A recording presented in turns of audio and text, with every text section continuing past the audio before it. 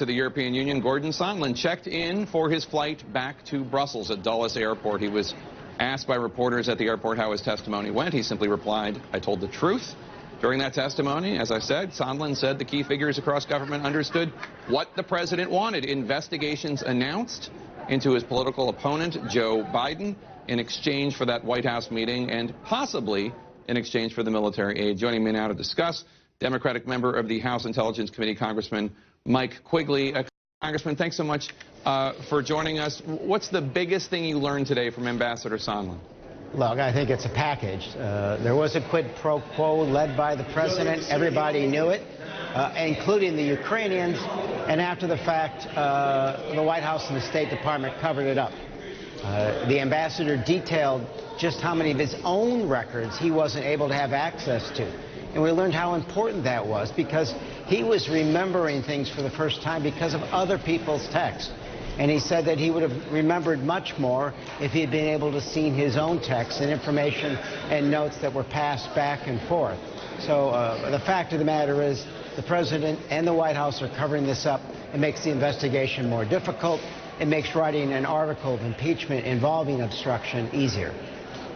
How exactly does that work where a U.S. ambassador can't get access to his own texts, emails, and files, given that he is still a U.S. ambassador? Those working under this administration have to live under this administration's alternative view of the universe, alternative view of reality. And the fact is, they are breaking the law. I think in one day they are obstructing justice more than Article 3 of the Nixon Articles of Impeachment. That details 4. Last week or the week before, we had 4 people instructed not to appear despite lawful subpoenas. We're aware of hundreds of thousands of pages of documents which were not allowed access to despite lawful subpoenas. The president always talks in grandiose terms about being the greatest. Well, at this point, there's no greater obstructor of congressional investigations than Donald Trump. Your Republican colleagues, after the hearing, came out, Congressman Jordan, Congresswoman Stefanik, and talked about how on that September 9th phone call between Gordon Sondland and President Trump, President Trump said, when asked what he wants from Ukraine, he said, "Nothing, I want nothing, no quid pro quo." What's your response to that? The White House and Republicans say that's exculpatory. Yeah, he said no quid pro quo, and then he went on to say exactly what was a quid pro quo and detail what he wanted. We also have to remember the president's own words on the White House call record. That is quid pro quo. So I mean, they can say whatever they want. I mean, I heard through the grapevine they thought this was a draw.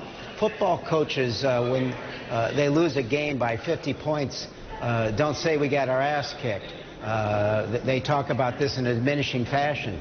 A team that says that it was a draw probably got their ass kicked, and that's what happened today. Congressman Turner of Ohio, in his questioning, got Ambassador Sondland to admit that the president never directly told him to carry out these quid pro quo orders, that the president never explicitly said that the aid depended on the announcement of investigations.